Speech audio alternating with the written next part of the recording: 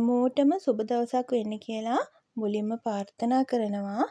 මම මේ වැඩට යන ගමන් තමයි ඉන්නේ. තාත්තා මාව හැමදාම පාරට ගිහින් දානවා. ඉතින් බයික් එකේ යන ගමන් තමයි මම මේ ඉන්නේ.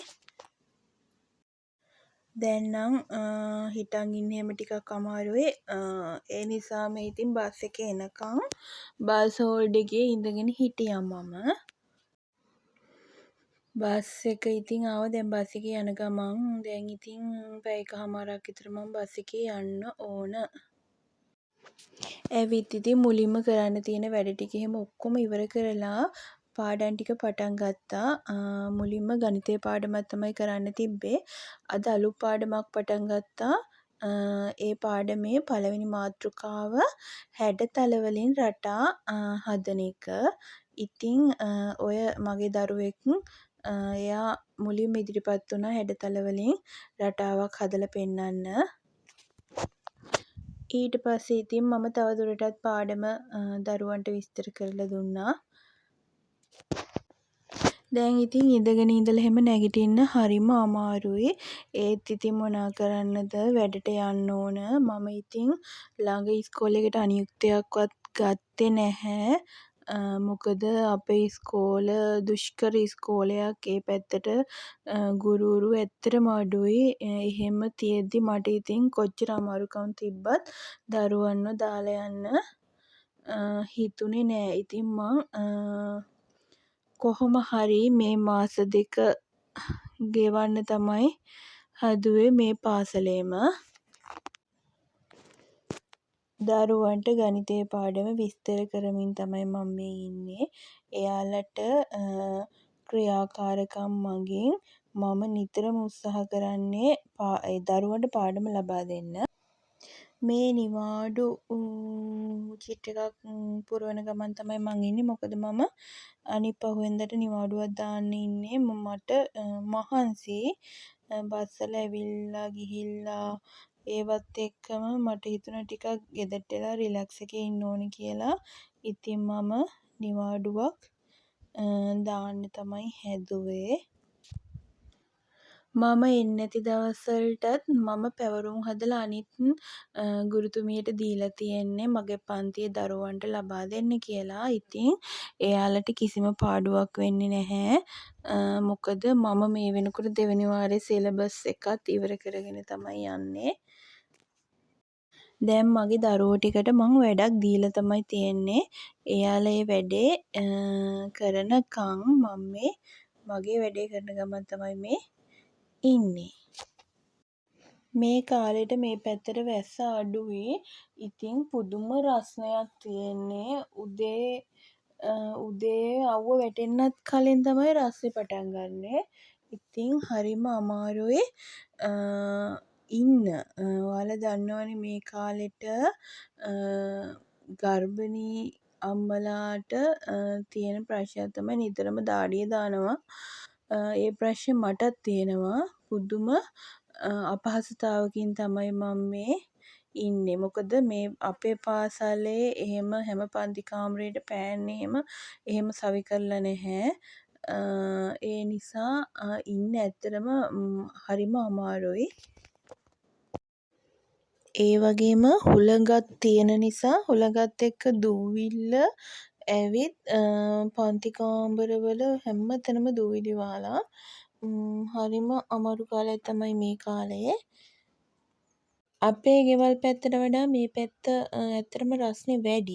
මොකද මේ ඌව පළාතේ මායිම්ව තමයි තියෙන්නේ. ඊළඟට නැගෙනහිර පළාත පටන් ගන්නවා. එතකොටම තව කිලෝමීටර් කිහිපයකින් මුහුද ළඟයි. ඒවත් එක්ක මං හිතන්නේ මේ පැත්තට වියලි කාල ගුණයක් තමයි නිතරම තියෙන්නේ. ඉතින් උදේ වැඩ ටික ඉවර කරලා මං ඉතින් මේ 10:00ට ඉන්ටර්වල් එකේ කෑම එක කන්න තමයි හදන්නේ. අදත් මට කෑම එකක් අපේ ටීචර් කෙනෙක් ගෙනල්ලා දුන්නා. ගොඩක් වෙලාවට මට නිතරම එක එක කෑම ජාති හම්බ වෙනවා. මං ඉතින් මේ කන්නේ ඒ ටීචර් ගෙනත් දුන්න කෑම එක. මාත් ගෙදරින් කෑම එකක් ගෙනාවා.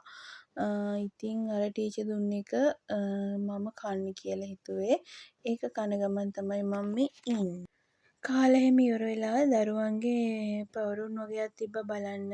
මං අසා ලිවීමට වාක්‍ය වගයක් දුන්නා.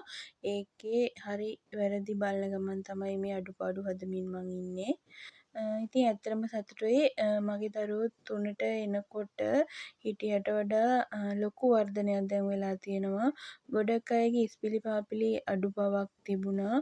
ඒත් කොහොම හරි මහන්සි වෙලා ඒක දැන් ටිකක් හදලා මම තියෙන්නේ. ඒ නිසා තවමත් මං ඉතින් මහන්සි වෙනවා ඒකට. මේ මාස දෙකේ මං කොහොම හරි අඩුපාඩු තියෙන ළමයින්ගේ ඒ අඩුපාඩු ටික හදලා නිවාඩු යන්න තමයි හිතන් ඉන්නේ. අද මං කලින් ඉස්කෝලෙන් යනවා ෂෝට් ලිව් එකක් දාලා. මොකද මට අධ්‍යාපන කලාප කාර්යාලයට යන්න උවමනාවක් තියෙනවා පොඩි වැඩ වගේකට. ඒකට යන්න ඕන හින්දා මං 12 මාට ෂෝට් ලිව් එකක් දානවා. ඊට කලින් මේ වැඩ ටික මං ඉවර කරන්න ඕන. දරුවන්ගේ පොත් ටික බලලා දෙන්න ඕන. ඉක්මනින් ඒ වැඩේ ඒ නිසා ඉවර කරන්න තමයි මම මේ සූදානම් වෙන්නේ. දැන් නම් අවසාන ඇත්තටම ගුරුවරයෙකුට පාසලට ගියාම ඒ 1:00 වෙනකම් උදේ 7:00 ඉඳලා 1:00 වෙනකම් කිසිම නිදහසක් නැහැ. එක දිගට අපි වැඩ කරනවා. ඉන්ටර්වල් එකත් පොඩි විනාඩි 15ක් වගේ පොඩි කාලයක් තියෙන්නේ. ඉතින් කෑම එක කාලා ඉවරනකොට විනාඩි 15 ඉවරයි. ඊට පස්සේ ඉතින් නැවත වැඩ පටන් ගන්න ඕන. ඉතින් දවස යනවා තේරෙන්නේ නැහැ පාසලට ගියාම. අපි එක දිගට වැඩ කරනවා. එක පන්තියක ළමයි කොහොමත් අඩුම 30ක් විතර ඉන්නවා. ඉතින් උගන්වන ගමන් ඒ ළමයිගේ අභ්‍යාස බලන්න ඕන. වැරදි අඩුපාඩු හදන්න ඕන. ඉතින් ලොකු කාර්යභාරයක් තියෙනවා ගුරුවරයෙකුට. ප්‍රයිමරි ගුරුවරුන්ට ලොකු කාර්යභාරයක් තියෙනවා දරුවෙක්ගේ කියවීම ලිවීම හදන්න. 6 වසරට දරුවෙක් යනකොට ඒ දරුවා 6 වසරට සුදුසු පරිදි හදන්න ඕන. අවධි 3ක් තියෙනවා ප්‍රයිමරි පන්තිවල. පළමු ප්‍රධාන අවධිය, දෙවන ප්‍රධාන අවධිය, තුන්වන ප්‍රධාන අවධිය ලෙස. පළමු ප්‍රධාන අවධියට අයිති වෙන්නේ 1 2 ශ්‍රේණි. දෙවන ප්‍රධාන අවධියට 3 4 ශ්‍රේණි. තුන්වන ප්‍රධාන අවධියට 5 ශ්‍රේණිය. ඉතින් දෙවන ප්‍රධාන අවධිය තමයි මම දැන් 3 වසර පන්තියක් බාරගෙන තියෙන්නේ. ඉතින් මට තියෙනවා මේ ළමයින්ගේ ඒ අවධියට අනුව අකුරු හදන්න, කියවන්න ලියන්න හදන්න ඕන, පිල්ලම් වල අඩුපාඩු හදන්න ඕන. ඒ වගේම ඒ අවධියේ තියෙන ගණිත සංකල්ප ටික දරුවන්ට අවබෝධ කරලා දෙන්න ඕන. ඉතින් ලොකු වගකීමක් තියෙනවා. මේ පැත්තේ ගොඩක් ඉන්නේ කෘෂිකර්මාන්තයේ නියැලෙන දෙමව්පියන්ගේ දරුවෝ. ඉතින් එයාලට නිසි මඟ පෙන්වීම අපේ යුතුකම.